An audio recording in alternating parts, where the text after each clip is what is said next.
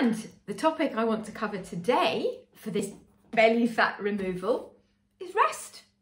We've talked about sleeping, and I've talked about the importance of sleeping and why keeping your hormones, particularly your hunger hormones, is so vital. But what on earth is rest, which seems to be fairly sedentary, doesn't it? What on earth has that got to do with your belly fat removal? Well, rest and restore, got words wrong there, is all about helping to prevent your cortisol, your stress levels, from going too high. So why is that a problem? When you've got elevated cortisol levels because you're constantly stressed, your body is always ready for some kind of fight, ready for some kind of crisis.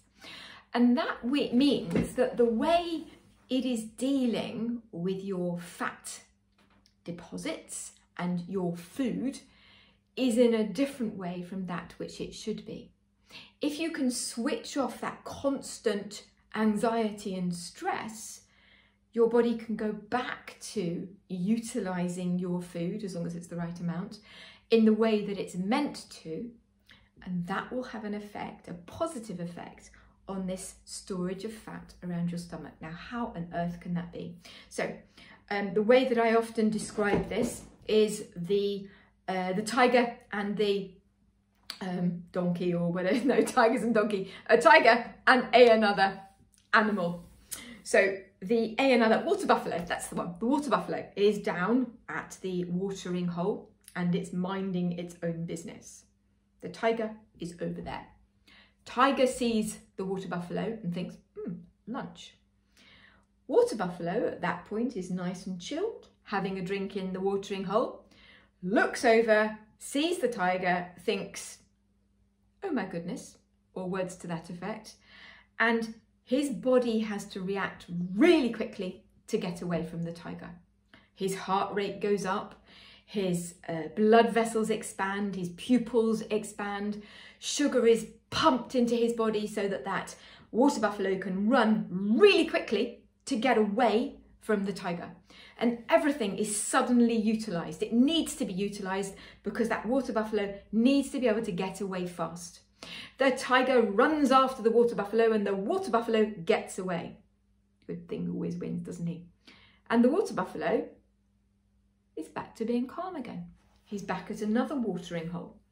He's not bothered about what's happened. And the trouble is, you aren't a water buffalo.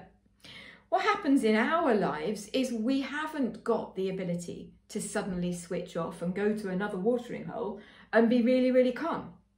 We are constantly being triggered by our children, by our parents, by work, by trains, by the fact that you're making your body do something that it doesn't want to do, by being too hot, by being too cold, by just being. We find it incredibly difficult to switch off and be really, really relaxed. And so this is where the importance of rest and restorative exercise comes in. And I could never really understand this till about 5 or 6 years ago, until I increased my training. The ability, or no, what happens when you do a yoga class or a breathing class or a mindful class or something like that, is that your cortisol levels are lowered and your body comes back to a calmer state. And when your body does come back to this sort of calmer state, it is a bit like rebooting a computer. All those tabs are switched off and everything's nice and relaxed.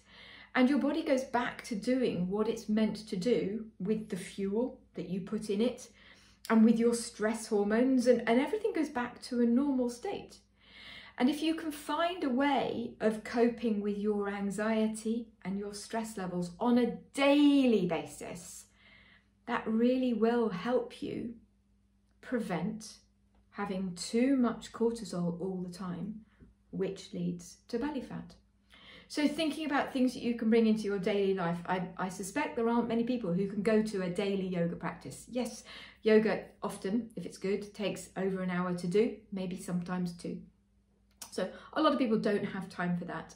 But even taking time to do 1, 2, 3, 4 minutes of mindfulness or deep breathing, a yoga class perhaps once or twice a week, Even, believe it or not, just getting outside for 20 minutes a day, preferably in the green, it's called forest bathing, can have a massive effect on helping you deal with anxiety and reducing your stress levels.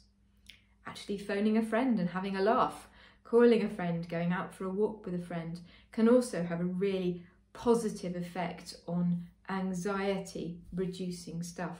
A friend of mine likes to do colouring. She's got one of those colouring books and she painstakingly colours in the little squares, and she does it because it's mindful. Something she can't really think about anything else while she's doing it. Anything away from a screen is a really good idea.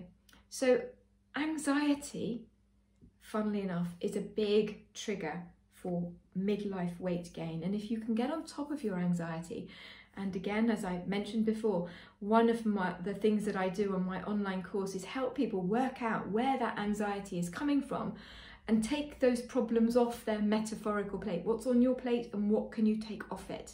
Are there things that you can get other people in your family to do to help you to reduce your anxiety? Sometimes it's as simple as just sitting down and going through day-to-day life and thinking, well, actually, I don't need to do that anymore. And then my anxiety levels will drop. I hope that's lifted yet another lid on the belly fat problem, and that's given you something to think about. I look forward to seeing you just once more. Bye.